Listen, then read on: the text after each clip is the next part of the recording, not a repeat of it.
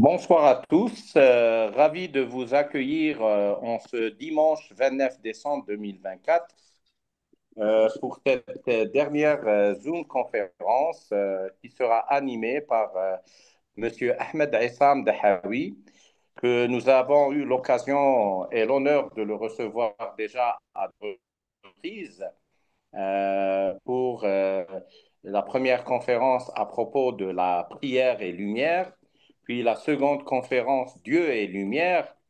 Et ce soir, la conférence est aussi exceptionnelle et aussi profonde que les deux autres, qui sera les quatre formes de la création. Je rappelle que M. Ahmed Issam Bahawi est un scientifique qui est en même temps qui a des bases de physiologie, de biologie, de médecine, et en même temps qui a par la suite développé sa carrière en mode acétylcholine, donc en 3D. Donc, il s'est investi dans tout ce qui est la structure. Et quand quelqu'un est dans la structure et qu'il combine avec la nature, donc quelque part, il est dans la contemplation. Et quand on est dans la contemplation, en tant que chercheur indépendant, il s'est inspiré sur beaucoup de thèmes. Mais je rappelle que son père, c'est Mohamed Dahawi, Allah yarhamou, qui est un savant, un érudit, qui passait à la télévision et que je suivais. J'avais l'occasion de suivre quand j'étais enfant, que même le suivi. Pour ceux qui le connaissent, donc Mohamed Dahawi, rahimahullah, qui était en même temps qui faisait des conférences à la radio et à la télé sur le plan spirituel et religieux, mais également sur le plan de la médecine prophétique et de la diététique, donc juste pour l'information.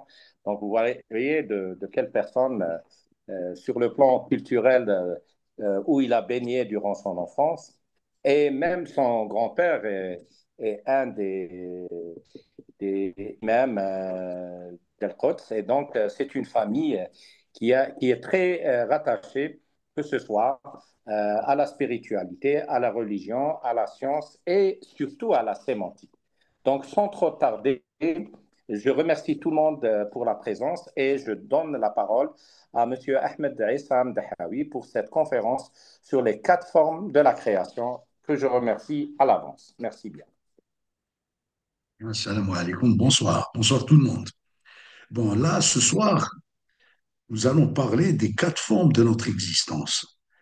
C'est un sujet très complexe, on va dire, mais on va effectuer une approche purement génétique pour pouvoir expliquer ces quatre formes d'existence et se poser la question pourquoi il y a eu ces quatre formes.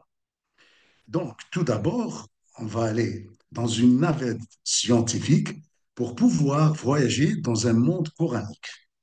Vous voyez un peu, parce que nous allons toucher plusieurs domaines scientifiques pour arriver à un objectif que vous allez comprendre vers la fin, Inch'Allah. Donc là, ce voyage scientifique, et on va dire il est quantique, on va parler de notre existence sur le plan génétique, les raisons des quatre formes, et on va expliquer Sourate la caverne, l'espace-temps, la synchronicité dans le Coran et le retour de Jésus à Isa alayhi salam. Bon, tout d'abord, on va parler de la transmission génétique. Vous savez que quand il y a un caractère génétique récessif, il est transmis tel que dans cet exemple, le papa, au niveau du chromosome X, il a on va dire ce carré bleu, on va dire c'est un caractère génétique récessif. Il va être transmis à sa progéniture et on voit bien que ça va vers les filles. Donc là, j'aimerais vous parler d'une transmission génétique d'un père à sa descendance.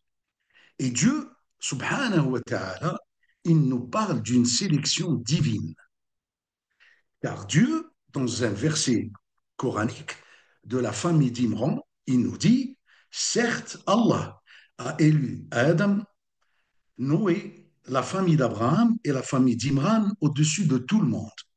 Et vous constatez que là, il a commencé par les personnes, Adam, et Noé, Noé, alayhi Oui. salam, puis c'est la famille carrément, la famille d'Abraham et bien sûr la famille d'Imran.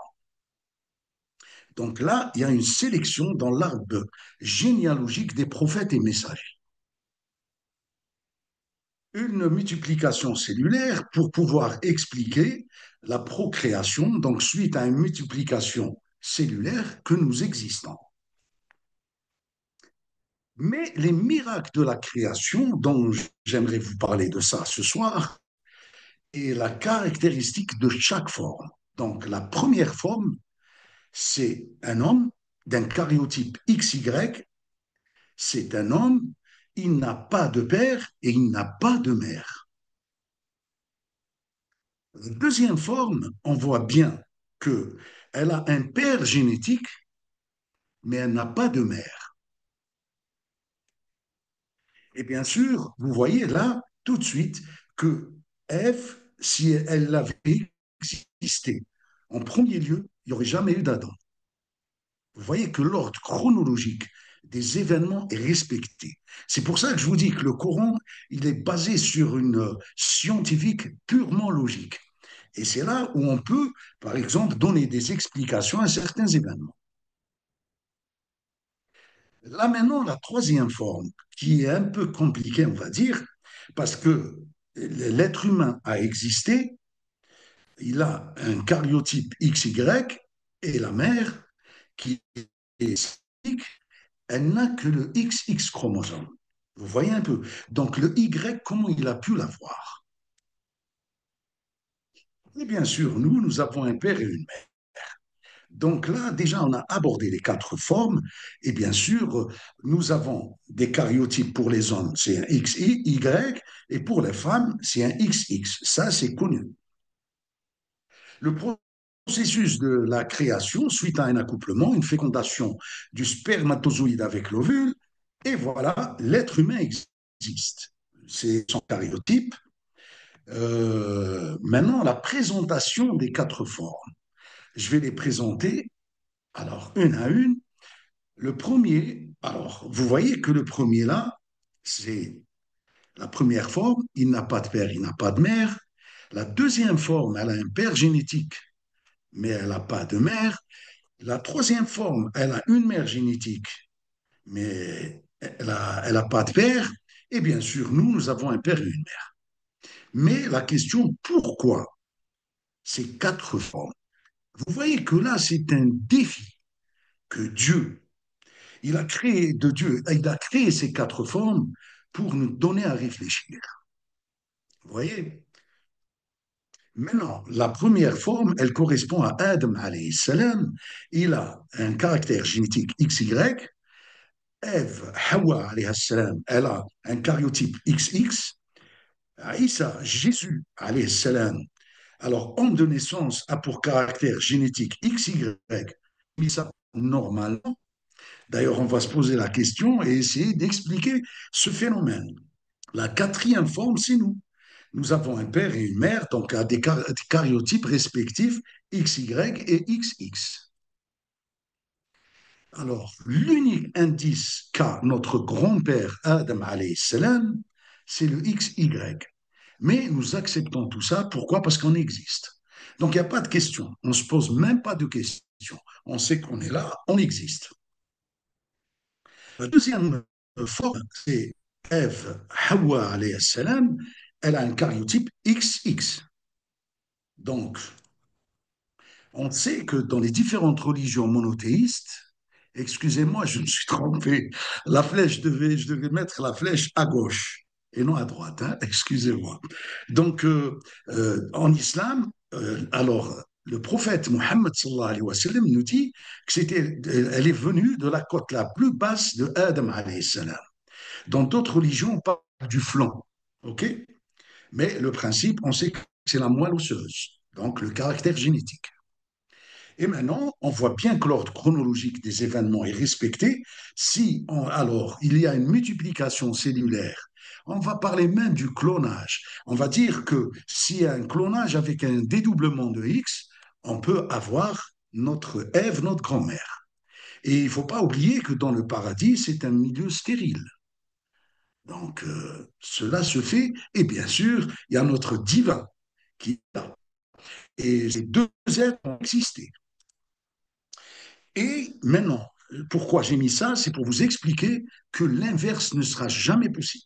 S'il y avait Ève, il n'y aurait jamais eu d'Adam après. Donc, il fallait l'existence de Adam, alayhi salam, puis par la suite vient Ève. Là, j'ai mis, c'est-à-dire je parle du clonage et la transmission du caractère génétique hein, d'un être à un autre. Bien sûr, là, je me répète, donc Ève, elle avait le caractère XX.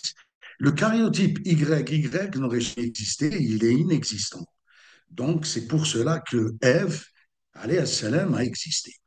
Donc, on va parler maintenant de la troisième forme et j'ai mis le monoparentisme. Pourquoi? Parce qu'il possède qu'une seule mère et c'est valable pour Ève, alayhi salam.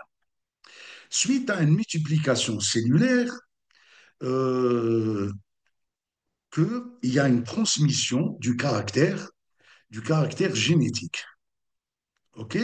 Donc, là, le karyotype de l'homme, il est XY et bien sûr celui de la femme est XX.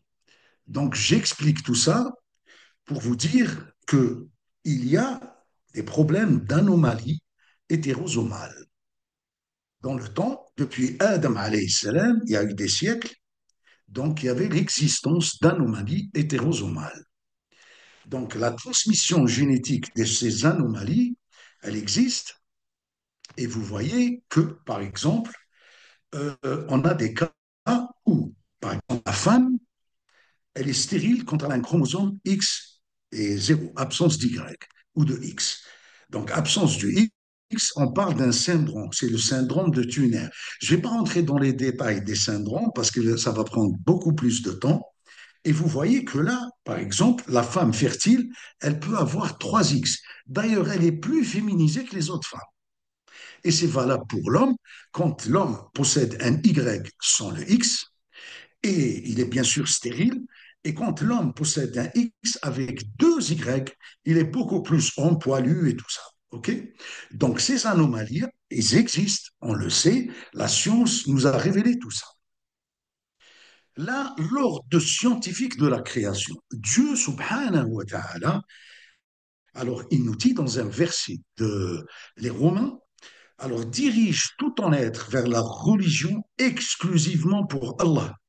Telle est la nature qu'Allah a originalement donnée aux hommes. Pas de changement à la création d'Allah. Voilà la religion de droiture, mais la plupart des gens ne savent pas. Ce qui veut dire, à l'existence de tout cet univers, il a été créé sur une base scientifique. Il ne peut pas y avoir de changement jusqu'au jour du jugement dernier. OK? Maintenant, on va parler des inversions sexuelles. Nous avons parlé des anomalies hétérosomales, maintenant on va parler des inversions sexuelles. Elles existent, ces inversions. Donc, je vais dire, bon, je vais vous laisser interpréter cela. C'est pas moi qui le dis. Je vais parler de la forme, c'est-à-dire vous allez avoir des hommes qui possèdent un karyotype XX et ils sont stériles. Et il y a aussi des femmes qui possèdent le karyotype XY et elles sont stériles. Donc, les hommes XX, ils sont à 1 sur 20 000 cas. OK? Et les femmes XY, c'est 1 sur 10 000 cas. Bien sûr, par translocation du gène SRY qui va vers l'autre chromosome voisin. Donc, les inversions sexuelles existent, il y a eu de la recherche, on le sait. Et parmi ces syndromes-là, nous avons, je vais prendre juste le dernier cas du XX mâle. Ce XX mâle, il a un caractère, il est masculin physiquement, et bien sûr, il est stérile, il est plus court que la normale. J'insiste sur ça, pourquoi? Parce que le prophète Mohammed sallallahu alayhi wa sallam nous a parlé du retour de Jésus et il a écrit et il avait dit qu'il était court de taille. Voilà. Donc, vous voyez là, les inversions sexuelles, nous avons des hommes XX et des femmes XY. D'ailleurs, la majorité, ils sont stériles à cause de ça. Les variétés génétiques, donc on a voyagé dans la génétique et nous avons identifié déjà les quatre formes et bien sûr, on voit qu'il y a une variété de formes. Bien sûr, il y a les inversions sexuelles, les anomalies hétérosomales et la forme commune, bien sûr. Donc voilà. Là, j'aimerais insister sur ça. Il faut savoir que nous sommes une famille unique. Nous avons deux grands-parents, on descend d'eux, donc j'aimerais pas qu'il y ait, c'est-à-dire chacun de nous, c'est vrai qu'il y a une sculpture ancestrale, on va dire, mais là j'aimerais qu'il y ait ouverture de l'esprit vers une science qui est logique, qui va nous expliquer tous ces phénomènes-là. Et bien sûr, nous avons le libre arbitre accordé par Dieu, chacun de nous prend ce qu'il veut, voilà. Donc, il faut expliquer tout ça. Donc, bon, ici, je vous ai montré la distribution des éléments chez un être humain. Donc, vous voyez, tous les éléments existent. Hein. Ceux qui sont dans la terre, nous les avons dans notre corps. L'arbre généalogique des prophètes, là, je vous ai mis cet arbre. Pourquoi? Parce que là, je parle de l'arbre généalogique. Alors, il commence par Adam, alayhi salam. Une fois qu'on arrive à Sayyiduna Ibrahim, alayhi salam, Abraham, il a eu 2 ans. Isaac et Ismaël. Donc, dans la branche de Isaac, on a eu une descendance dont Moussa figure, et bien sûr, Jésus, Aïssa alayhi salam, et Yahya, Jean-Baptiste. OK? Mais dans l'histoire des religions, nous savons que Moussa n'a pas eu d'enfant. Et bien sûr, Jésus et Jean-Baptiste n'ont pas eu d'enfant. Il faut essayer de comprendre les raisons. Et là, je vais parler, et je suis désolé de le dire, mais c'est une vérité. Donc, l'histoire nous révèle dans le Coran que le peuple élu, c'était les enfants d'Israël, Banu Israël. Donc, Dieu les a favorisés par la réception de plusieurs messagers et prophètes. Et à un certain moment, là, Dieu n'était pas vraiment c'est-à-dire, ces gens-là refusaient un peu la croyance. Donc, vous voyez, sur le plan génétique, il y a eu une amputation. OK? Bon, je vais parler de famille. Pourquoi? Parce que, bon, déjà, le Coran, c'est-à-dire quand on l'ouvre, on a la première sourate, c'est Al-Fatiha, l'ouverture, juste après sourate Al-Baqarah, et juste après celle-là, il y a sourate Al-Imran, et Al-Imran, ils ont un caractère génétique spécifique, c'est la stérilité. Il faut savoir que Zachariah, alayhi salam, il avait 86 ans, sa femme, elle avait 80 ans, elle était ménopausée, donc pas de progéniture, vous voyez? Et il était seul dans le sanctuaire. Donc, sa sœur, Hannah, bon, les chrétiens, ils l'appellent Élisabeth. Donc, Élisabeth, elle a effectué une invocation à Dieu en lui demandant de lui donner un enfant. Pourquoi? Parce qu'ils étaient habitués, chaque fois qu'il y avait un prophète, sa descendance était un prophète ou un messager. Vous voyez? Donc, elle demande à Dieu de lui donner un enfant. Dieu lui donne une fille. Il ne lui a pas donné un enfant, un garçon. Et Dieu nous révèle dans le Coran, le verset coranique, que le garçon n'était pas comme la fille. Pourquoi? C'est par rapport à la mission. OK? Pas de différence hein, entre les sexes, loin de là en islam. Mais c'était pour dire que voilà, je t'ai donné une fille. Alors, cette fille-là, Dieu subhanahu wa ta'ala, suite à son invocation, il lui accorde cette fille. Et Hannah, Élisabeth, elle fait une invocation d'une importance capitale. Pourquoi? Parce que elle va invoquer Dieu en lui demandant de la protéger du diable banni. Et Dieu a accepté cela. Vous voyez? Donc, euh, Zacharia, une fois que Myriam était là, présente, vous savez, elle ne quittait pas le sanctuaire. Le sanctuaire, elle était très, très pieuse. Donc, elle était toujours là. Et vous savez qu'à un certain moment, la femme, une fois qu'elle a son cycle, donc une fois pubère, elle ne pouvait rester dans le sanctuaire. Mais avant cela, Zacharie, en rentrant dans le sanctuaire, il trouve Myriam assise et elle avait des fruits hors saison. Donc, il s'est posé la question, il a compris que Dieu lui a accordé ses invocations. Donc, il lui demande d'où est-ce que tu as tout ça. Elle lui dit, cela me vient de Dieu, subhanahu wa ta'ala. Donc, Zacharia, il fait une invocation, il demande à Dieu de lui donner un enfant. Et Dieu exauce son vœu. Et là, vous voyez dans ce verset-là, alors les anges l'appelèrent pendant que debout, il priait dans le sanctuaire. Voilà qu'Allah t'annonce la naissance de Yahya, pardon, Jean-Baptiste, confirmateur d'une parole d'Allah, du divin, et il sera un chef, un chaste, un prophète et du nombre de gens de bien. Vous voyez que là, l'invocation des prophètes, elle est tout de suite accordée. Dieu n'a jamais refusé une invocation d'un prophète. Okay. Donc, il y a eu accord. Mais je vous ai mis entre parenthèses dans cette image Hassour. Hassour en arabe ne veut pas dire chaste du tout. C'est l'absence de l'instinct envers le sexe opposé. Ça veut dire qu'il n'a même pas cet instinct. Et d'ailleurs, vous allez voir qu'il y a un rapprochement atavique dans l'arbre entre Jean-Baptiste et Isa alayhi salam. Donc ce rapprochement nous dit qu'il y a une transmission du même caractère. OK? Et c'est ouvert à la recherche. Hein. Donc voilà, là j'ai mis pourquoi. Parce que j'ai dit que si on parle de stérilité, je vois que les prêtres et les moines et les prêtresses ne se marient pas. Ils se privent d'un instinct, ils sont soumis aux règles de croyance. OK? Maintenant, vous voyez bien que on parle d'une famille stérile. Mais pourquoi cet événement? Les raisons, il faut connaître ces raisons. Là, les raisons, pas de descendance, ça veut dire qu'il y a eu une sorte de châtiment. Et c'est un double châtiment dans l'arbre.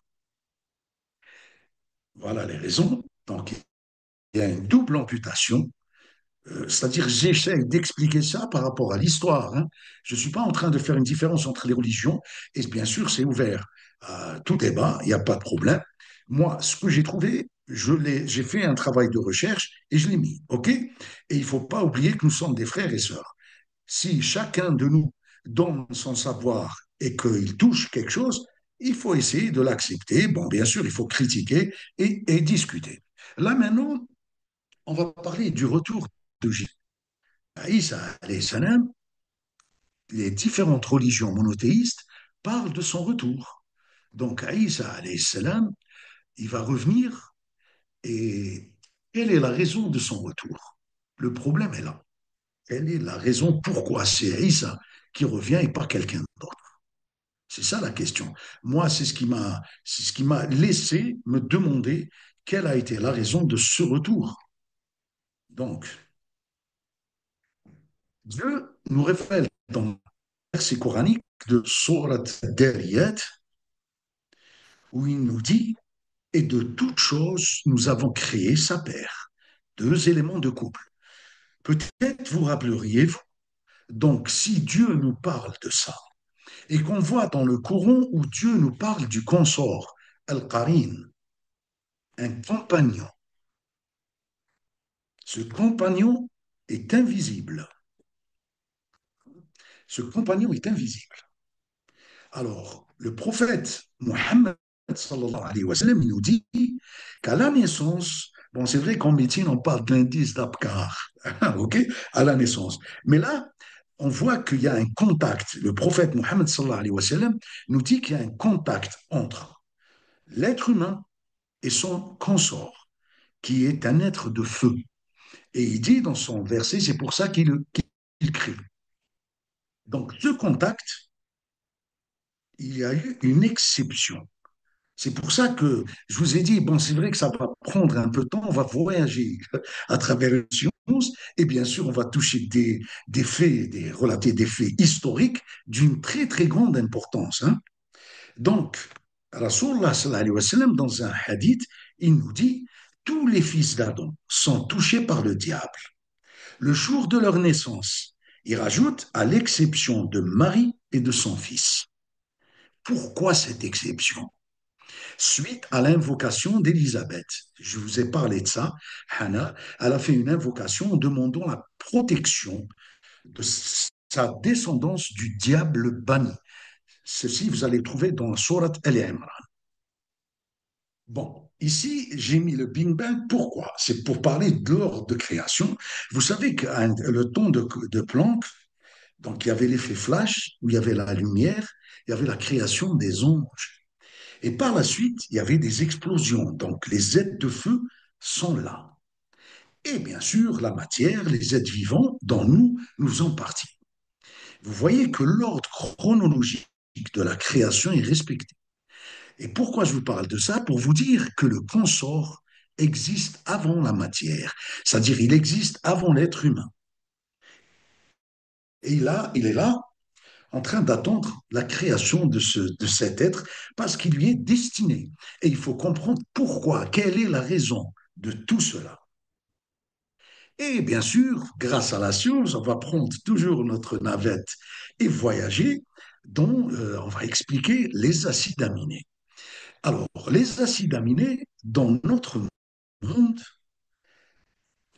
c'est pas une coïncidence, hein. Vous savez, en islam, il n'y a pas de coïncidence, il y a pas d'hasard.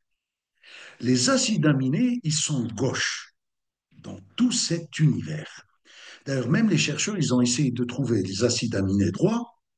Il n'y a pas eu de réponse, il n'y a pas eu d'écho. Mis à part en chimie, bon, c'est vrai, dans les médicaments, on peut mettre, par exemple, des molécules, on va dire, des dextrogires, hein, des dextrogires. D'ailleurs, c'est pour ça qu'il y a l'effet des, des médicaments. OK?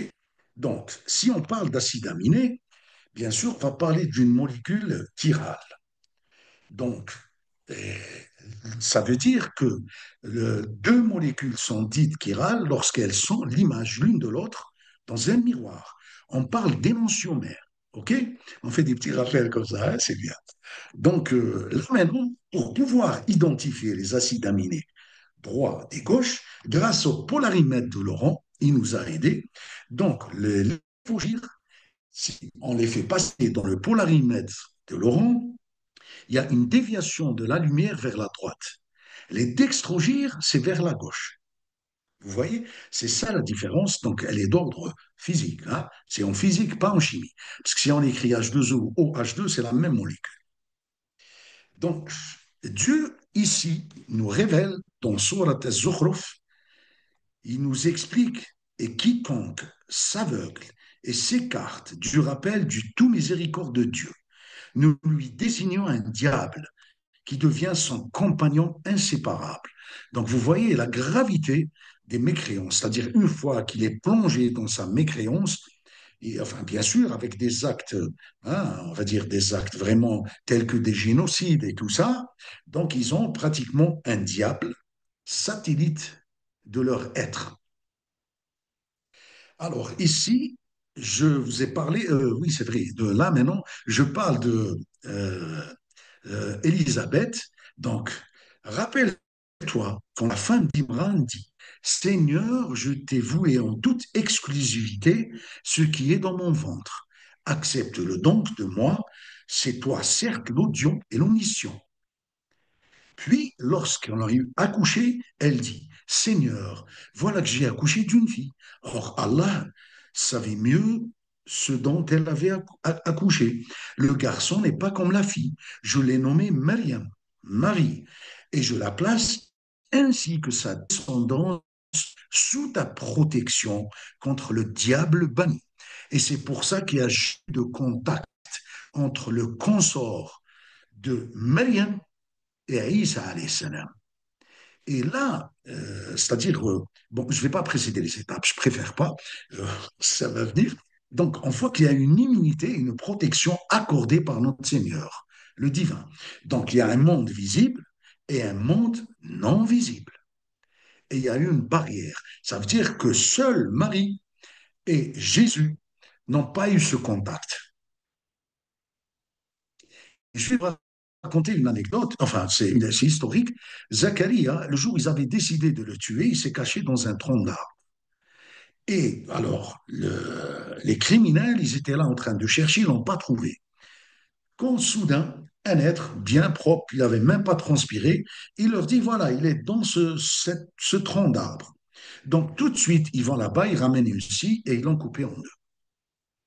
Alors la question, comment ils ont su qu'il était dans le tronc d'arbre? Vous voyez, c'est le ressort de Zacharia qui lui a dit, ils sont au niveau de l'arbre.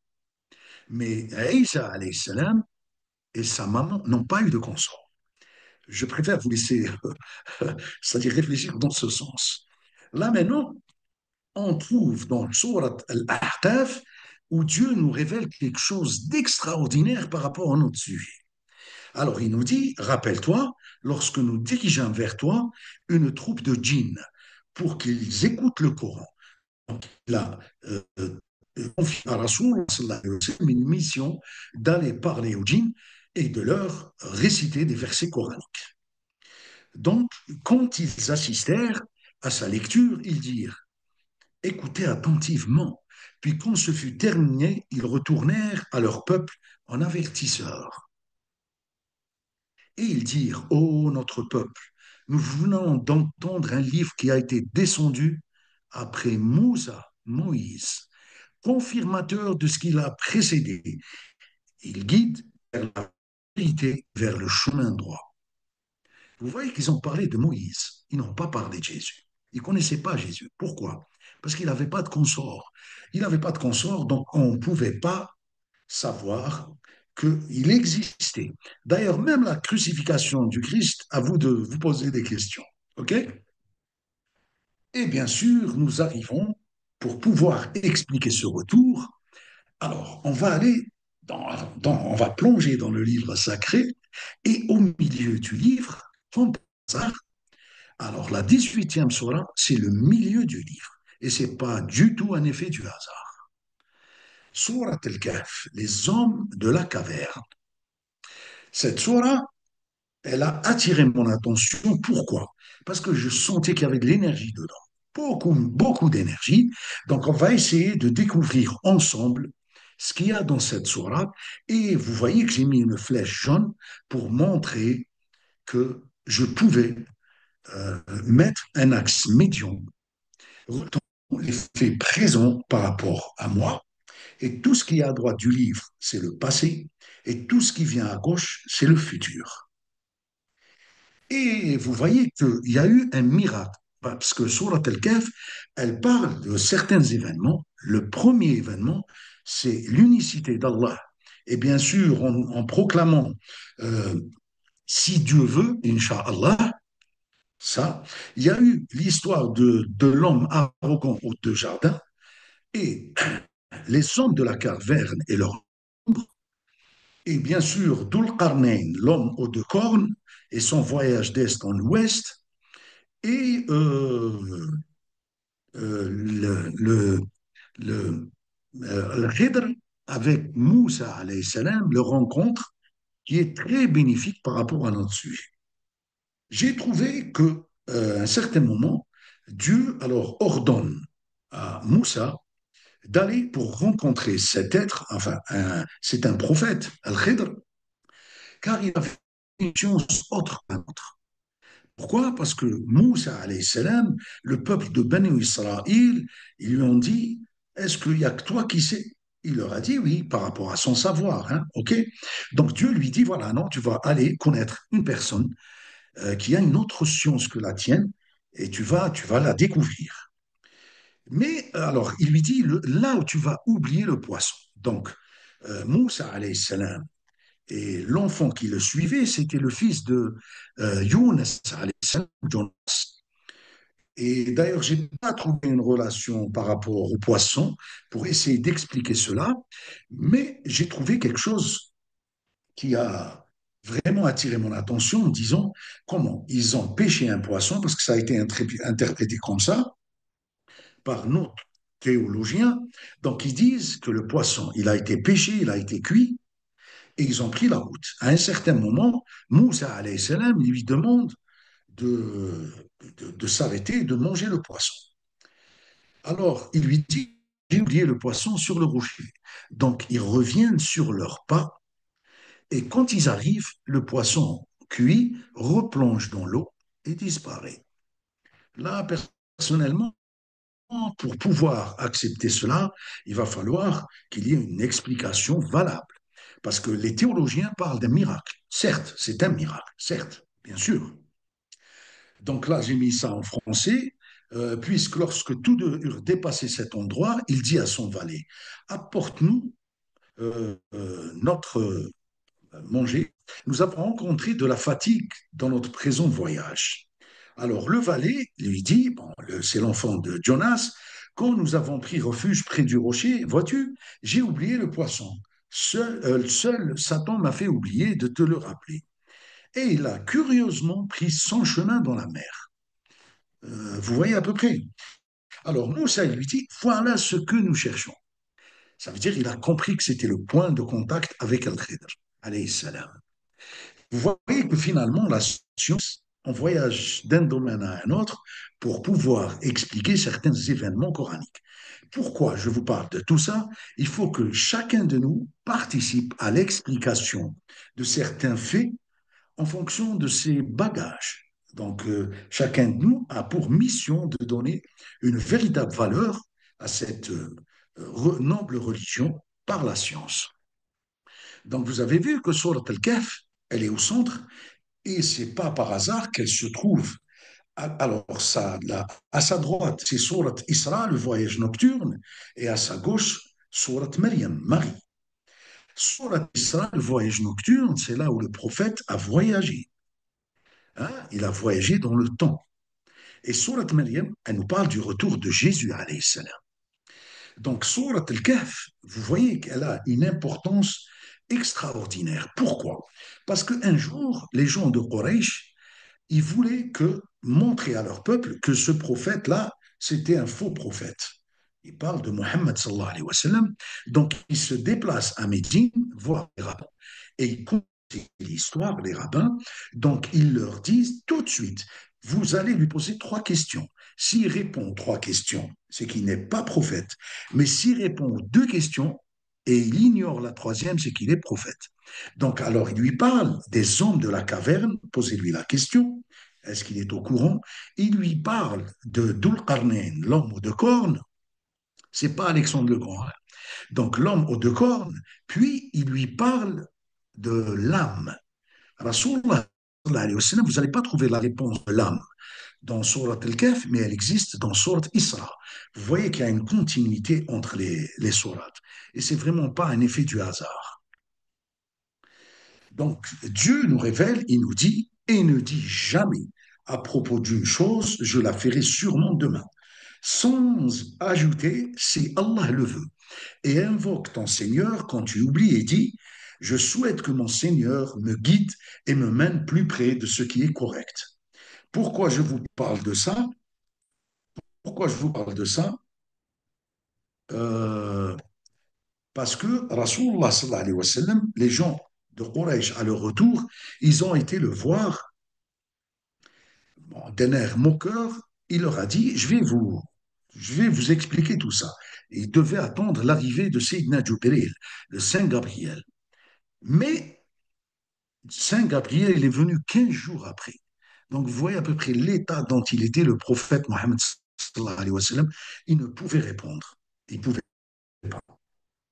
Mais quand Jibril alayhi salam lui a demandé, il lui a dit à croire que ma bouche, je n'arrivais même pas à ouvrir ma bouche pour répondre. Voilà. Donc là, il faut toujours, ça c'est valable pour nous, chaque acte, nous sommes obligés de dire si Dieu le veut. Voilà. Donc, on va voir qu'il y a une concordance et des répétitions dans les versets coraniques. Pourquoi? Suite à ma ligne médiane que j'ai effectuée, donc si je parle du présent, je suis en train de faire le CAF, essayer de trouver un événement qui existe au présent que je pourrais trouver au passé et au futur. Et vous allez le découvrir. Donc, Surat la caverne, alors vous voyez bien au présent, et c'est ainsi que nous les ressuscitâmes, afin qu'ils s'interrogent entre eux. L'un parmi eux dit, combien de temps avez-vous demeuré là? Ils dirent, nous avons demeuré un jour ou une partie d'un jour. Si on voit, si on va vers la droite du livre, dans Surat, la vache, la génisse, Al-Baqarah, on va trouver la même phrase. C'est incroyable, hein. Alors, ou comme celui qui passe par un village, là on parle de Uzair, Ezra, est dévasté. Comme Allah va-t-il redonner la vie à celui-ci après sa mort? Il se posait la question comment? Parce qu'il a trouvé un village en ruine. Alors, Allah donc le fait mourir et le garda ainsi pendant 100 ans. Puis il le ressuscita en disant, combien de temps as-tu demeuré ainsi? Alors il répond, Uzair, Ezra, il répond, je suis resté un jour, dit l'autre, ou une partie d'une journée. C'est la même phrase. Si on va au futur, le jour de la résurrection, dans la sourate Les Croyants, Dieu il va nous poser la même question. Bon, là, c'est destiné pour les mécréants. Alors, il dira, combien d'années êtes-vous restés sur terre? Ils diront, nous y avons demeuré un jour ou une partie d'un jour, interroge donc ceux qui comptent. Vous voyez que finalement, mon axe médium, il est valable. Et je vous dis pourquoi je parle de cet axe médium. Rasulullah sallallahu alayhi wa sallam nous a dit, celui qui récite les 10 premiers versets de Surat al-Kahf ou les 10 derniers de Surat al-Kahf, il sera épargné de l'antéchrist. Vous voyez? Donc, c'était pas moi, hein, finalement. C'est le prophète, sallallahu alayhi wa sallam, qui m'a orienté vers ça. Bon. Là, maintenant, en, Uzair, bon, j'ai mis là, j'ai expliqué concernant Uzair, mais là, j'aimerais vous expliquer quelque chose d'une importance extraordinaire. Bon, j'ai fait un dessin, bon, je voulais pas montrer la silhouette. Bon, alors on va parler des 100 ans de Uzair. Dans un espace, nous avons, alors, on va parler d'un espace. L'espace, alors, correspond à une longueur, une largeur, une hauteur et une profondeur. Donc, on va parler de trois dimensions. Si on rajoute le temps, on va parler de la quatrième dimension. OK? Donc, Dieu, subhanahu wa ta'ala, dans l'événement de Uzair, alors, pour chaque matière, il lui a donné son propre temps. Donc, vous imaginez, dans 2 mètres carrés, Dieu accorde à chaque matière un temps précis. C'est impressionnant. Et là, je vous raconte l'histoire de Uzair. Pourquoi? Parce que Moussa alayhi salam avait peur. Dieu lui a dit, je vais enlever la Torah. Donc, de peur pour sa mission, il confie la Torah à Uzair, son neveu. Et Uzair, c'était un jour de chaleur. Il avait pris son âne et quelques provisions et de l'eau pour aller arroser son jardin qui est situé à 15 kilomètres du village. Alors, il a effectué son travail. À son retour, il y avait un grand arbre. Il s'est mis à l'ombre pour laisser l'âne reposer et lui va manger et bien sûr continuer sa route. À ce moment-là, Dieu le fait endormir. Et à son réveil, il lui dit, combien as-tu dormi? Il lui dit, le temps d'une sieste, on va dire. Il lui dit non. Donc, il lui montre son âme sous forme squelettique et il le fait ressusciter. Ça veut dire qu'il a donné un temps précis à l'âme, le temps de la résurrection, on va dire. C'est le temps des 100 ans. C'est impressionnant. Pour le manger et l'eau, il y a eu arrêt du temps pour la conservation de ce temps. Et Uzair, il lui a pas dit de s'endormir. Alors on dit décubitus latéral droit puis gauche. Donc on ne parle pas d'escar. OK? Donc c'est vraiment le temps d'une sieste. C'est impressionnant. Alors il faut savoir que Uzair, il était dans le temps de Moussa alayhi salam, quand il y avait la mission de Moussa alayhi salam. OK? Et bien sûr, vous voyez que la science, elle nous explique des énigmes extraordinaires. Pourquoi je vous dis ça? Parce que les hommes de la caverne, c'était du temps de Aïssa alayhi salam. C'était un rappel pour les Beno Israël, pour éviter, il fallait se rappeler ce qu'il y a eu durant le temps de Moïse. C'était un rappel et pas autre chose. OK? Donc, vous voyez que la science, elle nous aide à expliquer tous ces phénomènes. Voilà. Maintenant, on va parler de la description de l'Antéchrist. Et je vais parler de cet être. Alors, Rasulullah, un soir, il est sorti, et ses sahaba, les apôtres, ils sont venus lui dire, alors, ô messager de Dieu, décris-nous le Dajjal, l'Antéchrist. Il a dit, son œil droit est un faisant saillie comme un raisin, un borgne, réclamant une divinité, écrit sur son front un mécréant, kafir. Et kafir en arabe veut dire celui qui se couvre de la lumière. Ok? Le croyant le reconnaîtra clairement. Ils ont dit, d'où sortent-ils, ô messager de Dieu? Il a dit, il sort de la route entre la Grande Syrie et l'Irak et fait des ravages partout où il va sur terre. Ils ont dit, combien reste-t-il parmi nous?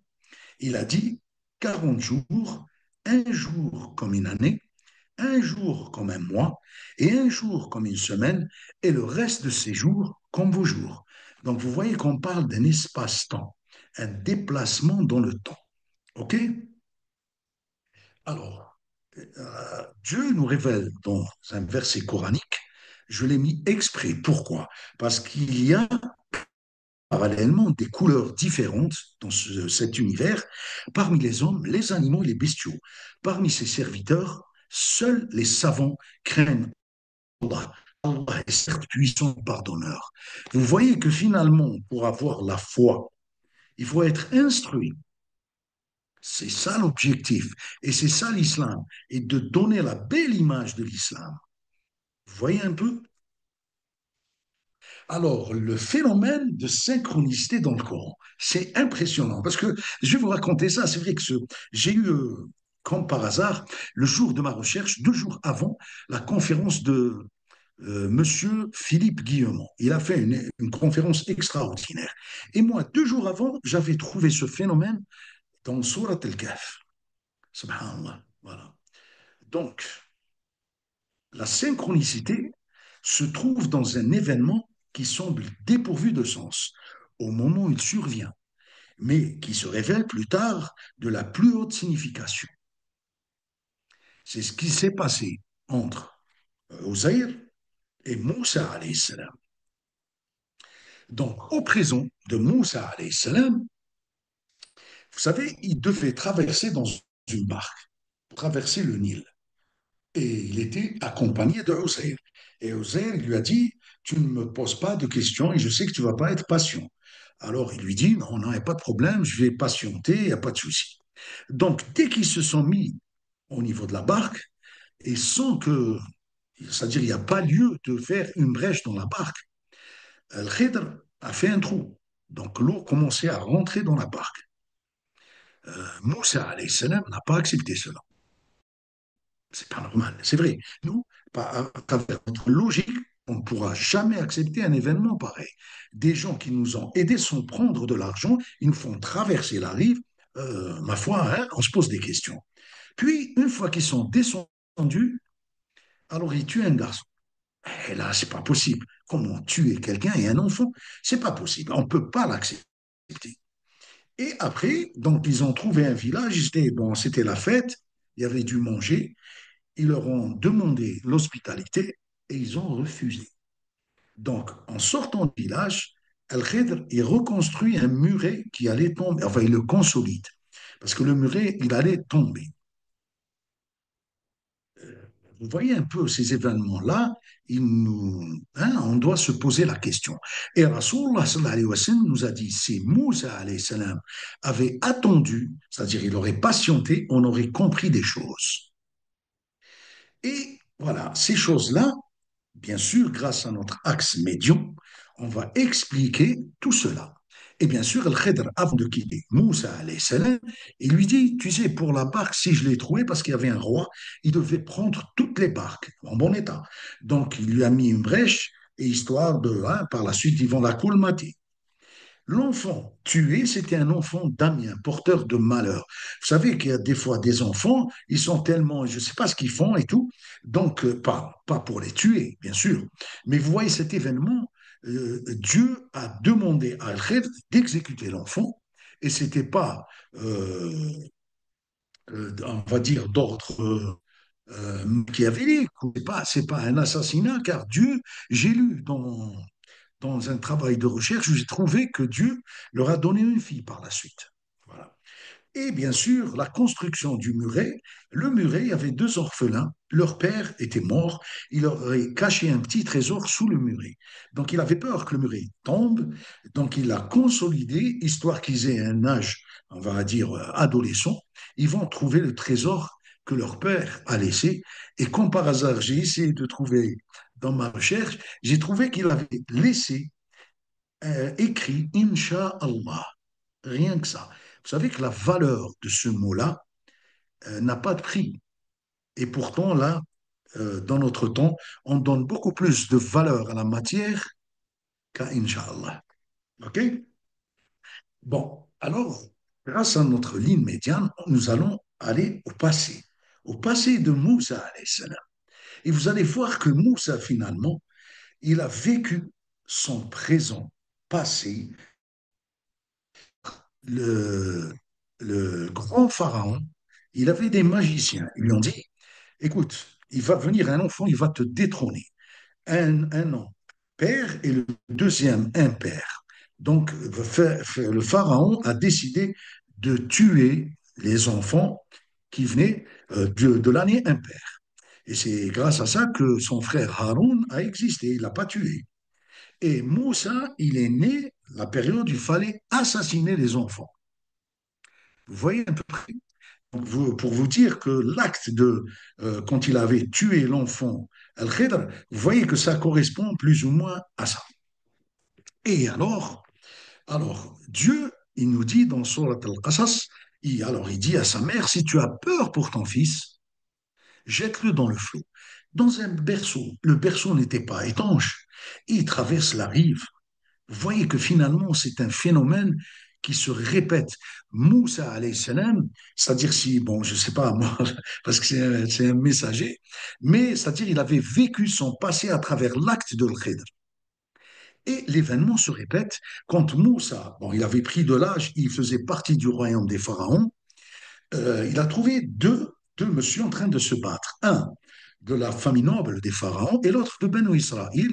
Donc il a essayé de les séparer et il a poussé celui de l'homme de la dynastie pharaonique et il est tombé mort. Donc finalement, Al-Qadr a tué un enfant. Donc il a été en train de revoir son passé. Maintenant, quand ils avaient décidé de le tuer, Moussa, il a pris une fuite et il est allé vers Médian, où il trouve deux petites filles en train d'attendre, car il y avait des hommes, ils donnaient à boire à leurs bêtes. Donc il leur a dit, qu'est-ce que vous avez à attendre? Il leur dit, on ne peut pas arroser parce que voilà. Donc il a fait le travail pour elles. C'est comme la construction du muret. Et il s'est assoupi à côté d'un ombre en demandant de Dieu pour qu'il ait un peu de nourriture, parce qu'il était épuisé. Vous voyez que finalement, c'est son passé qu'il était en train de vivre. C'est impressionnant. Et là maintenant, parce qu'il faut que ça soit valable au futur aussi. Donc, vous voyez qu'il y a eu un clivage carrément du Nil. Donc, ils ont traversé le Nil. C'est, on va dire, c'est l'exemple de la barque.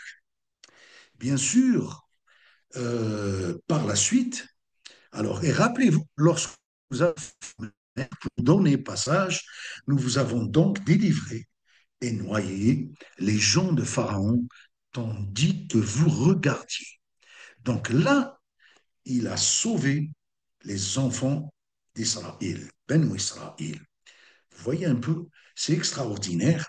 Donc Dieu, subhanahu wa ta'ala, nous relate des faits au présent de Moussa avec le Khidr. Alors, c'est le passé de Moussa et son futur. Donc, vous voyez le phénomène de synchronicité, de causalité qu'on n'arrive pas à expliquer. Et là, si Dieu a fait tout cela pour qu'on arrive à comprendre, il faut savoir que chacun de nous a ce phénomène de synchronicité et de causalité. Vous voyez? Donc, il va falloir se réviser, bien sûr. OK? Donc, vous voyez, bon, là, j'ai fait une récap, la traversée, bien sûr, le perso, bon, vous avez tout ce qu'on a dit. dans des dessins, ok? Et c'est les versets, on n'arrive pas à les lire, c'est très petit. Et maintenant, le retour de Isa alayhi salam, Jésus. Donc, il faut savoir que dans le monde visible, il y a eu une naissance, la naissance de Jésus alayhi salam. C'est un être humain. Il possède des acides aminés. Toute matière est faite d'acides aminés. Ces acides aminés sont l'évogir. OK? C'est une matière où Rasulullah sallallahu alayhi wa sallam nous dit il faut lire les 10 premiers versets de Surat Al-Kahf ou les 10 derniers versets. Donc, Jésus, Aïssa alayhi salam, on va dire que, comme nous, on est des lévogirs. C'est un prophète, certes, alayhi salam, et c'est un lévogir. Donc, il y a un monde non visible. Ce monde-là, alors, il n'y a pas eu de contact entre Aïssa alayhi salam et son consort, et qui est un dextrogir. Donc, on va parler de matière et d'antimatière, et bien sûr des diversités séparés par cette ligne médiane, et comme par hasard, on parle du Christ et de l'Antichrist. OK? Même en arabe, on parle de Messie, Isa al-Messie, et al-Messie al-Dajjal, ou al-Messie. OK? Donc les choses concordent. Hein? OK? Donc il y a deux mondes parallèles. Et je vous ai dit que le prophète Mohammed sallallahu alayhi wa sallam, quand il est parti réciter des versets coraniques au monde non visible, vous voyez que ça, c'est une preuve que le prophète Mohammed sallallahu alayhi wa sallam, il a été envoyé aux deux mondes, al-alamin, donc le monde du visible et le monde de l'invisible. Et Jésus, il n'a jamais eu de contact avec le monde invisible. OK? Donc, on parle d'une rencontre. Et Rasulullah sallallahu alayhi wa sallam, il nous dit qu'un jour, Isa alayhi salam descendre. Il est soulevé par deux anges. Il porte deux étoffes de couleur ocre. Vous voyez? Alors, il l'a décrit, il était de petite taille, qui correspond à ce qu'on avait dit. Et il arrive, il trouve Al-Mahdi, Al-Muntadir, en train de prier. Donc, Al-Mahdi, comme moi, je vous ai raconté cela, et c'est écrit dans les livres. Donc, si on voit une personne descendue par des anges portant deux étoffes de couleur ocre, tout de suite, on saura que c'est Jésus, alayhi salam. OK? Donc là, il arrive, Al-Mahdi, quand il a vu, il a dit Ah, Isa, alayhi salam. Donc, il lui demande de faire la prière. Il lui dit Non, c'est à toi de la faire, parce que c'est m'a dit connaissait la prière, notre prière. Et à ce moment-là, quand ils ont fait la prière, on leur apprend qu'il y a l'antéchrist qui il essaye de rentrer, alors il faut savoir que les lieux sacrés, Médine et Mecca, sont protégés par des anges et il ne pourra jamais accéder. Donc, qu'est-ce qui fait Jésus, alayhi salam? Il va tout de suite vers la rencontre. Et à ce moment-là, Rasulullah sallallahu alayhi wa sallam, il nous décrit quelque chose d'extraordinaire. Il nous dit que l'antéchrist font comme font le sel dans l'eau. Avez-vous vu une matière fondre? C'est carrément impossible. Donc vous voyez que El-Messie, l'antéchrist, alors il se taille, il va vers la Palestine, et bien sûr Jésus il le suit et il le tue par la suite. Donc vous voyez que les choses concordent vraiment. Par rapport à cette recherche, bien sûr, les débats sont ouverts, hein, il y a aucun souci. Bien sûr, moi, je relate des faits historiques et bien sûr, j'effectue une harmonie avec la science pour pouvoir expliquer ces énigmes. Donc, vous voyez, quand il y a matière et antimatière, on parle d'électrons, de positrons, de protons, donc tout cela existe. OK? Mais on voit bien que la recherche scientifique, elle nous dit que la matière et l'antimatière, normalement, elles doivent avoir la même masse, la même durée de vie et de charge opposée. OK? Mais moi, je vous ai parlé du Big Bang, donc les consorts, enfin les djinns, nous précèdent. Et j'aimerais attirer votre attention par le backmasking. Bon, dans le temps, quand il y avait les Beatles, ils avaient chanté une chanson. Et donc, ils voulaient écouter l'enregistrement. Comme ils se sont surdosés en marijuana, ils se sont trompés, donc ils ont placé la bobine inversée. Donc, ils ont inversé les paroles. Et c'était la première fois qu'il y avait un enregistrement d'un paragraphe inversé. D'ailleurs, ils l'ont gardé parce que ça leur a. Alors, il faut savoir, si je vous parle de ça, je parle de matière et d'antimatière. Pourquoi? Parce que l'antéchrist, vous savez que le prophète nous a dit, s'il vous montre de l'eau, c'est du feu. OK? Donc, chaque chose, c'est l'inverse de ce qu'il va nous montrer. D'ailleurs, il ressuscite des parents pour certains. Ce ne sont pas des parents de matière, ce sont des djinns. OK? C'est pour ça que j'ai parlé du backmasking. Voilà, j'ai fait des dessins pour vous expliquer que si on inverse, tout le son change. Et d'ailleurs, il y a des chanteuses et des chanteurs de notre temps, ils font ça et ils provoquent l'inversion de leurs paragraphes et on les entend vénérer Satan. OK? Bon, bien sûr, on va parler de la singularité initiale. Donc, au temps de Planck, tout était connecté. Donc, on parle d'intrication quantique. Et c'est pour ça qu'il y a la rencontre entre nous et notre consort. OK? Dieu nous a donné le libre arbitre pour choisir. C'est normal. On veut choisir ce qu'on veut. Nous sommes libres. Mais il nous a donné un cerveau. Et on observe ce qu'il y a. Donc, tout ce qui est logique, on est là en train d'admirer sa puissance et c'est pour ça que Dieu n'est pas visible. C'est à travers notre recherche qu'on découvre Dieu. On découvre sa puissance. Vous voyez ce que je veux dire? Et c'est à travers ça qu'on va développer notre foi. Alors maintenant, je vous pose la question. Qui est le consort d'Adam alayhi salam? C'est la question à se poser. Alors vous savez, sur Al-Baqarah, Dieu nous dit, quand il a créé Adam, il a appelé les anges et un seul être de feu. Alors, il a appris les noms à Adam alayhi salam, et alors il demande aux anges, et bien sûr à l'être de feu, d'appeler les choses par leur nom. Ils n'ont pas su. Adam alayhi salam l'a fait. Et Dieu demande la prosternation à cet être par rapport à sa puissance. Tout le monde a accepté, mis à part Satan, Iblis. Quelle est la raison? D'après moi, si j'ose dire, ben, j'espère que vous allez accepter, parce que moi, je vois les choses telles qu'elles sont sur une base logique. Je pense que c'est le consort d'Adam. D'ailleurs, Dieu ne nous a pas parlé de d'autres êtres de feu en présence de Adam alayhi salam. Il a parlé que de Satan. Et vous voyez que de toute chose, Dieu a créé une paire. Voilà. Donc vous voyez que si Adam était là, on sait que par rapport à la théorie du Big Bang, Satan devait exister avant. Et je ne sais pas si vous êtes d'accord. Hein. Donc, si on va parler de, comment dirais-je, de la paire, donc on est plus ou moins situé.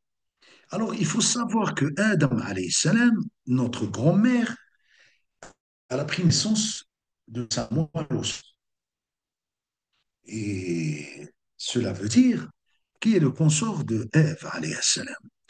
Ça, c'est une preuve qu'elle a été créée de lui, car ils se partagent le même consort, voulant leur dévoiler leur nudité qui, jusqu'ici, leur était cachée.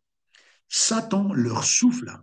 Votre Seigneur ne vous a interdit les fruits de cet arbre que pour vous empêcher d'être des anges et de vivre éternellement au paradis. Donc il a soufflé aux deux êtres. Avant, il est venu sous forme visible. Donc il leur a dit, mangez de cet arbre, vous allez être immortels. Après, il est venu sous sa forme invisible aux deux. Donc il a soufflé aux deux êtres. Vous voyez un peu. Donc ils se partagent le même consort. Et maintenant, qui est le consort de Jésus? Alayhi salam. C'est qui le consort de Jésus? Dieu nous révèle que l'exemple de la création d'Adam, alayhi salam, c'est comme celui de Jésus. Donc vous voyez que Jésus, il a été épargné de son consort pour un temps voulu, lui et sa maman. Mais on sait pertinemment que ce consort, il viendra le temps où il va y avoir un contact entre les deux. Je vous ai parlé de l'Antéchrist, et là maintenant, vous voyez que le consort de Jésus, alayhi salam, est même celui de sa maman. Pourquoi? Parce que là, c'est une preuve de son retour quand il revient, que sa maman et lui ont été épargnés de ce consort, de ce djinn. Je ne sais pas si vous êtes d'accord, mais je trouve que c'est un peu logique. Là, j'ai donné l'exemple pour nos grands-parents, quand Dieu leur a demandé de ne pas manger de cet arbre. Il suffisait de leur dire ne pas manger de cet arbre. Ils ont été punis. Et punis, ils sont venus sur terre. D'ailleurs, nous sommes là, on est en train de souffrir, vivre. Bon, il fait froid, il fait chaud, il y a des beaux jours, des fois il y a des jours mauvais. Et j'ai pris l'exemple de la fabrication, par exemple, de l'alcool, où Dieu nous dit, épargnez-vous, euh, évitez cela. Donc, vous voyez à peu près le châtiment. C'est pour ça que j'ai donné cet exemple-là. Je sors un peu du sujet, mais c'est pas grave. Là, maintenant, je reviens vers Osaïr. Vous savez qu'il y a une étoile, c'est l'étoile Sirius, c'est l'étoile du chien. Elle brille tellement, d'ailleurs, il y a deux étoiles. Il y a la A et la B. Donc, les deux étoiles brillent tellement, et ça concorde au 14 juin, donc ça passe par les pyramides vers les sarcophages. OK? Et là, on sait que, par exemple, la dynastie des pharaons, elle a été anéantie, c'est bon, il y a eu la venue des Romains. Ptolémée, il est venu. Donc, on voit qu'il y a un mélange de religions, un mélange. C'est-à-dire, la Torah, elle a été mélangée par autre chose. Et je vous ai dit que Israël, Ben Israël, c'était Yacoub, le père de Joseph. Israël, et Dieu l'a nommé Israël. Donc, vous voyez à peu près, et si on parle des Roumains quand ils sont venus vers le peuple d'Israël, ils étaient en Égypte, on parle d'Israël. Et là, vous voyez que c'est une preuve, on parle de trois trinités des Romains, Isis, Ra et El. Donc on parle d'Israël. OK? Je vais parler un peu de la dépendance et je finis. La dépendance alimentaire, nous sommes dépendants de l'alimentation, de l'oxygénation et de l'hydratation. Et chaque prophète était dépendant de tout cela. Ça veut dire que c'était des êtres comme nous. OK? Et à vous, à vous d'interpréter cela. Vous voyez, donc moi, pour moi, j'essaie de provoquer un éveil pour essayer de comprendre le phénomène de la création de l'être humain, différentes formes, et bien sûr, on pourra bien sûr débattre ce sujet comme vous voulez. Je suis à vous. Voilà. Merci, c'est Ahmed Issam Dahawi pour cette conférence euh, exceptionnelle. Je pense qu'on aura besoin des 3 semaines d'ancrage pour la comprendre et 6 semaines pour désapprendre ce qu'on a appris avant et voir 12 semaines pour pouvoir avoir une personnalité enrichie par la conférence de ce soir. Donc, je remercie. Ben, on va ouvrir le débat, mais il doit rester très concentré parce que c'est un thème, bien sûr, très délicat parce que ben, la compréhension, c'est bien qu'on ne peut pas l'avoir et que chacun apporte sa vérité. Nul ne détient toute la vérité, mais on partage son point de vue, le point de vision, sous le point de compréhension.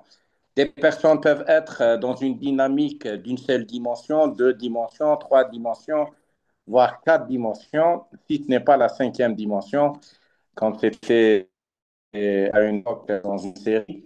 Donc, on va essayer de poser des questions, mais il faut être, s'il vous plaît, j'invite les personnes à être pragmatiques dans le débat pour essayer d'apporter une plus-value et de permettre de maintenir un débat scientifique. Donc, s'il y a quelqu'un qui désire poser une question, il faut lever la main et on donne le micro.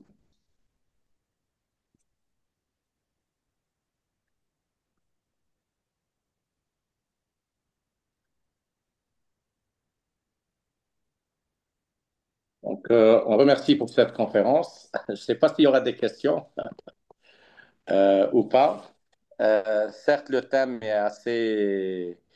assez profond, assez surprenant également. J'invite, s'il y a des personnes qui désirent poser des questions, de le faire. Donc, on a Nawel Bendoula.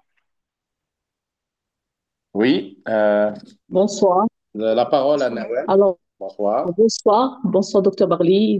Merci pour bonsoir, docteur Maha et docteur Essa. Merci beaucoup pour cette conférence. C'est vrai, vous l'avez dit, c'est un sujet assez épineux et il faut Ouais. prendre son temps pour chercher les questions, réfléchir, parce que là, on peut rentrer dans je pense qu'on risque de se mélanger les fils. Alors là, concernant Surat Al-Kahf, on n'est que dans Surat Al-Kahf, j'aimerais bien savoir, docteur Issa, vous avez parlé que lire Qira'at Awa'il al-Sura ou Awakhir al-Sura, mais il y a le fait de réciter Hafd Surat Al-Kahf, l'intérêt de Hafd Surat Al-Kahf.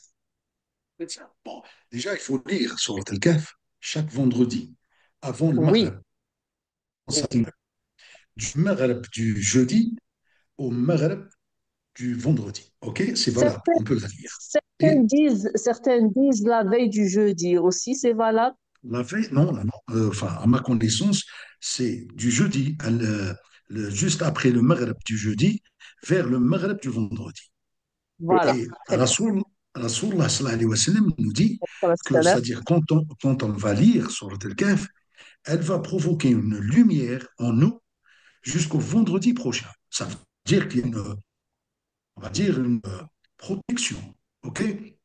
Oui, Mais j'ai cherché, c'est-à-dire j'ai trouvé des hadiths du prophète sallallahu alayhi wa sallam, parce que vous savez, si on voit, il y a des gens qui n'arrivent pas, ils sont illettrés, ils n'arrivent pas à lire. Donc les 10 versets, les 10 derniers, c'est déjà, vous voyez, c'est une protection. Et s'il a demandé à ce qu'il y ait 10 versets et 10 derniers et 10 premiers, vous voyez que là, c'est un signe d'une séparation dans le livre. Vous voyez à peu près. D'ailleurs, même les faits futurs par rapport au livre, on voit que toutes les parties gauche parlent du futur et les droites, c'est du passé, hein, c'est historique. Oui, oui. Voilà. Ça parce permet que d'avoir j'avais, oui, les deux facettes, les 10 premiers et les 10 derniers. Donc, Exact. ça Les nous 10 apprend derniers. à connaître ce que tu as abordé tout à l'heure, les deux versants. Oui, oui. parce que Exactement. j'ai lu عن أبي الدرداء قال أن الرسول صلى الله عليه وسلم من حفظ 10 آيات من أول سورة الكهف عصم من الدجال. Exact. Exact. C'est une protection. Donc les 10 premiers et les 10 derniers. Mais l'idéal, c'est de lire toute Surat al-Kahf. Très bien, très bien, Voilà. très bien. Excellent. Une autre question?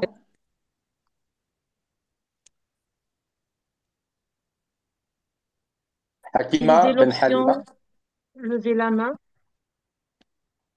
Hakima. Oui, salam alaikum.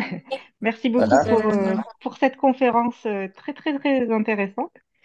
Je voulais juste revenir sur ce que vous aviez dit par rapport à Adam alayhi salam, que c'était une punition de venir sur Terre. Dans ma compréhension, c'était pas une punition et euh, Dieu lui a pardonné avant de l'envoyer sur Terre et c'était une mission qui était prévue avant qu'il faute. Est-ce que, enfin, est-ce qu'on a quelque chose à propos de cela ou est-ce que j'ai une compréhension erronée ou Une, voilà, mi- parce que c'est le mot punition qui m'a interpellée. une mission prédestinée. Prédestinée. Khalifatullahi Exact. fil ard. Ouais. Exactement. Vous voyez, c'est-à-dire moi, si j'ai parlé de ça, c'était juste pour parler de l'effet de l'alcool sur notre organisme, hein. J'ai ouvert juste une petite parenthèse. Mais il faut savoir que Adam alayhi salam et Ève alayhi salam, ils étaient dans un paradis où ils se fatiguaient même pas. D'ailleurs, vous savez, la première fonction de l'être humain sur Terre, c'était Adam.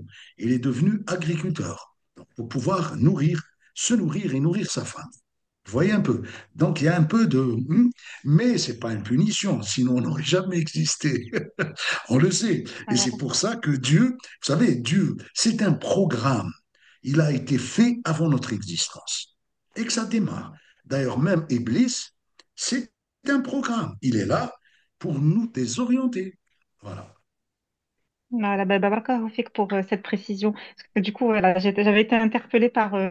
Il était puni, il a été envoyé sur Terre et il me semblait bien Allah lui avait pardonné et qu'ensuite, ben, c'était une mission, voilà, de venir sur Terre et que, voilà, contrairement aux chrétiens et voilà, Exactement. pour nous, Allah a pardonné à Adam et il n'y a pas cette faute, Bien sûr. cette punition. Voilà. Oui, Barakallahu oui. fik, docteur. Ben, je vous remercie, je vous remercie. Voilà, une dernière question avant de clôturer. Il est déjà 21h45.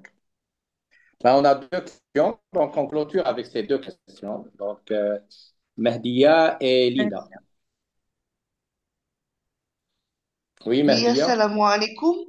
J'avais une question. Merci pour la conférence qui était très intéressante. Mashallah. Je voulais savoir si, comme la descendance de Hannah et Elisabeth, donc Maryam alayha salam et Isa alayhi salam, les descendants de Isa alayhi salam seront protégés du Karin, en fait, du djinn créant. Je vous réponds. Vous savez, l'invocation qu'a effectuée Élisabeth Hannah, c'était pour sa descendance. Donc, sa descendance, elle n'a eu que Maryam alayhi salam et Isa alayhi salam. Donc, c'est les deux êtres, ils ont été protégés. Par contre, les autres, c'est-à-dire Isa et Maryam, n'ont pas eu d'autres descendances. OK? Voilà. Donc, ça se limite à ces deux personnes. Tout à fait. Exactement. Tout à fait. Merci. Linda, oui.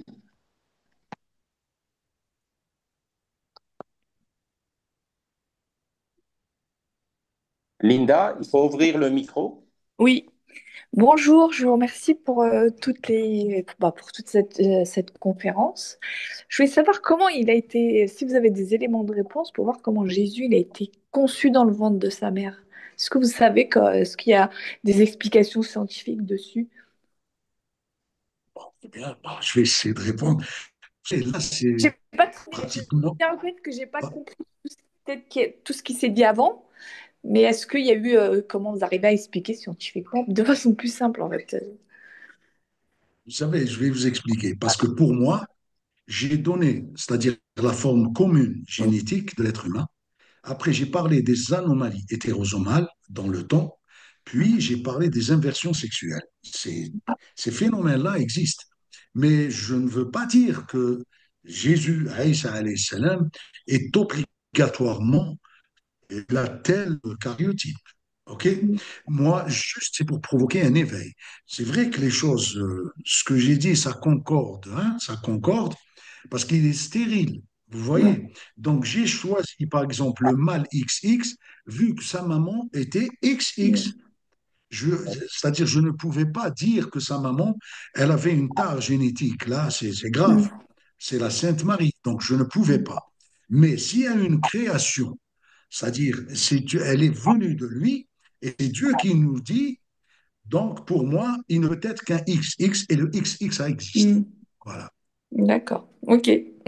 Merci. Il y a une Je vous en question prie. sur le chat qui dit quand une personne est morte, où ira le consort?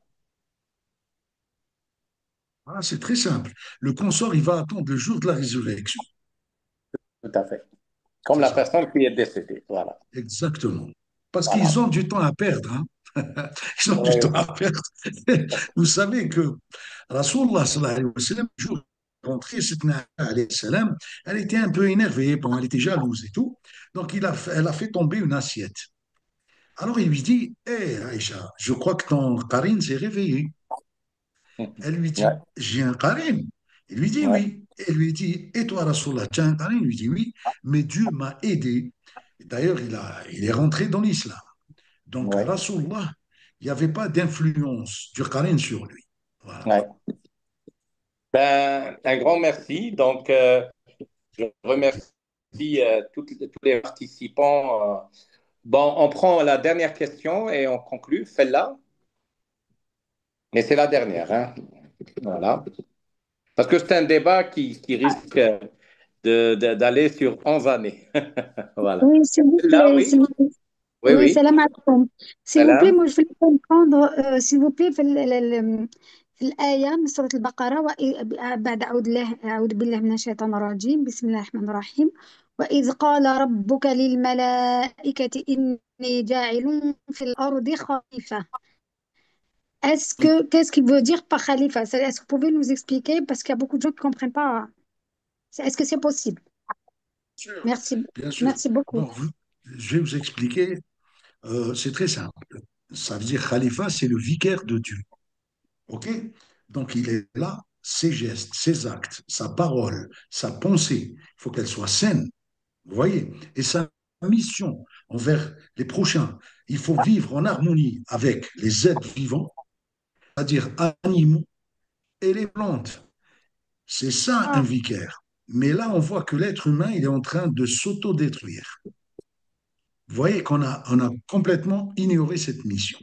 Et c'est ça, c'est la mission de Dieu. Tout à fait. Tout à fait. Voilà. Et avec cette phrase de sagesse qui est pleine de sagesse, et je pense qu'elle va initier la méditation et la contemplation sur la mission de tout un chacun sur cette terre, quelque part, dans le sens, bien sûr, il y a le côté faisant et il y a le côté malveillant. Donc, il y a à chacun d'évaluer sa balance pour aller vers la bienveillance. Et c'est ça la prévalence de cette mission divine. Voilà. Donc, je remercie tous les participants pour cette dernière Zoom conférence. Et je donne le mot de la fin, bien sûr, à M. Ahmed Essam Dahawi, qu'on remercie pour cette troisième conférence qui est exceptionnelle. Beaucoup, docteur Gasparri. Bon, je sais que, c'est-à-dire, nous avons voyagé Tout à dans fait. une navette scientifique à travers un univers coranique. J'espère qu'il n'y a pas eu trop de turbulences parce que c'est vrai que j'ai touché quelques sujets, on va dire un peu épineux, mais vous savez, on est là, on est des êtres humains, nous sommes de la même famille, on peut débattre tout cela et trouver une solution à nous parce que là, il s'agit de notre création, voilà. Tout Voilà, et à je vous fait. remercie beaucoup. Merci beaucoup. Merci. Merci bien. Donc, Shukran. je vous remercie. Je vous dis bonne soirée. Et donc, voilà. Donc, le débat peut rester ouvert sur le groupe et comme ça, on pourra transférer les questions à Monsieur Essam Dahawi. Voilà. Donc, je vous dis bonne soirée et merci beaucoup. Et donc, voilà. Donc, Merci à et vous. je remercie Dr Mahachayi pour Oui, l'organisation. merci Je beaucoup. remercie tous les participants. Et donc, voilà, c'était la deuxième conférence pour laquelle je vous remercie une Merci. nouvelle fois pour votre attention. Merci. Merci bien. Au revoir. Merci, Au revoir. merci tout le monde. Bonne soirée. À bientôt. Merci beaucoup, docteur Mara. Merci. Merci Bonne bien. soirée. Merci. Au revoir.